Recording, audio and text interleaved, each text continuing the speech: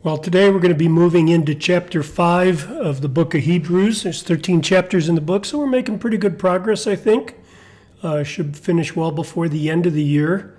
I'll be starting another series. I've got this Bible study series on the minor prophets that we'll be starting, and I'll be doing that on Thursdays. I'll have those out Thursday midday or Thursday afternoon at the latest, and we'll be doing that. But right now, we're in Hebrews chapter 5. We're going to be looking at verses 1 through 10 today. So grab your Bibles and turn over there. If you haven't read it, I'm not going to read all 10 verses for you, so if you haven't read it, this would be a great time to just stop the video and read through those 10 verses. Just try to get the overview of it. And what we're going to be doing today then is giving you kind of an overview of 1 to 10. And then in subsequent videos, we're going to be looking at verses 1 through 4 and then 5 to 10. So we'll break it down a little bit. Remember, this is in that section where Jesus' priesthood is being discussed, different aspects of it. And that's kind of the focus of here is this section is the superiority of Jesus' priesthood. Is what we'll be talking about. In the previous chapters, as we've gone through this, the writer, the author, the speaker talked about Jesus being superior to angels in chapters 1 and 2, superior to Moses in chapter 3. Now he's moving on to the Levitical priesthood. Remember, these readers are facing persecution, right? They're considering turning back to the temple sacrifices, go back to the old way.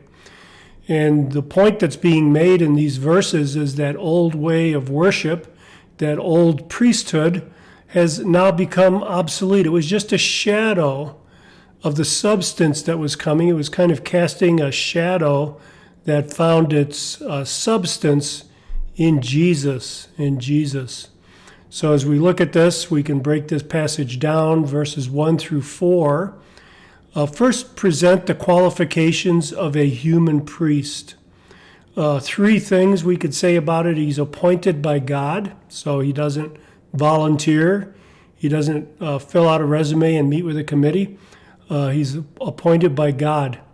He must be taken from among men. And why is that? Why is that necessary? So we can deal gently with ignorant and misguided people. Plus, he has to have a sacrifice. His primary duty, in fact, is to offer sacrifices and gifts for sin. Now, before we move on here, I don't want to minimize the importance of the Levitical priesthood, but put it in its right place.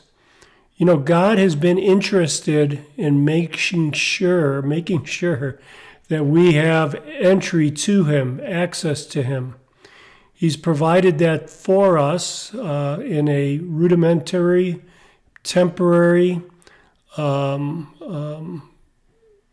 of, I want to say not superficial, but incomplete is a better word, incomplete way through the Levitical priesthood to prepare us for the true priest that's coming.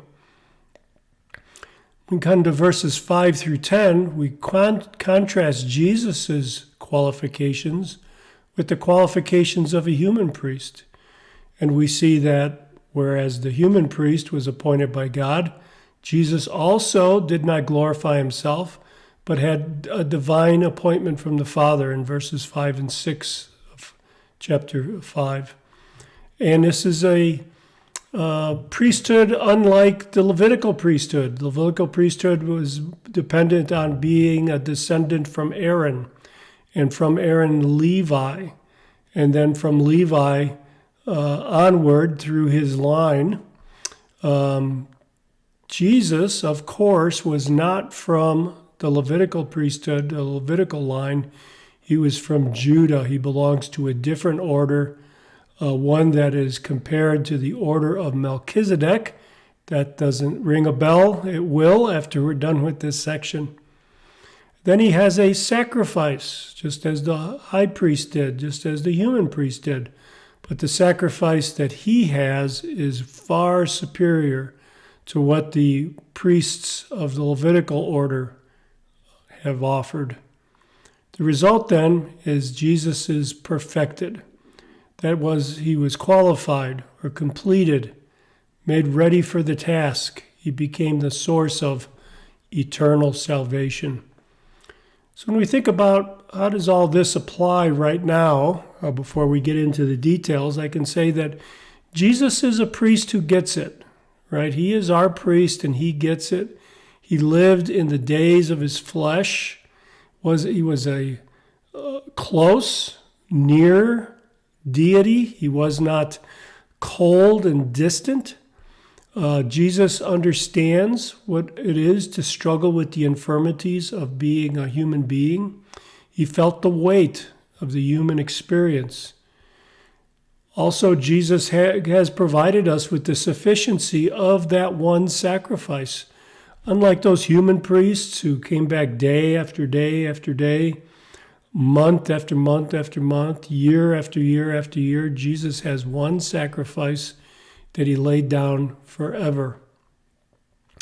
So while the Old Testament priesthood was important, it was temporary.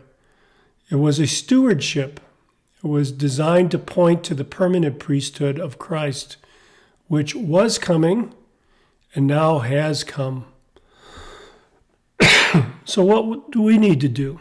Well, a couple things I think. Number one, we can stop self-priesting. Isn't that a great term? I came across that. Many believers, you and I, we try to mediate our own relationship with God. We try to work hard, or we try to get rid of our guilt in some way. We try to trust ourselves rather than trusting in the great high priest. So stop self-priesting. Depend on Christ to bring you to the throne. And then through Christ, approach the throne. Verse 7, we're going to see that Jesus prayed with vehement tears. Let's take a look at that. He offered up both prayers and pleas with loud crying and tears to the one who is able to save him from death. We see Jesus prayed with these vehement cries, vehement tears. Jesus is the Son of God, prayed with such dependency. How much more should we? How much more should we? So it's good as we close up here to leave you with the idea that Jesus is not just a way to God. He is the way to God. He is our eternal priest, the only source of eternal salvation, the only source of access to God.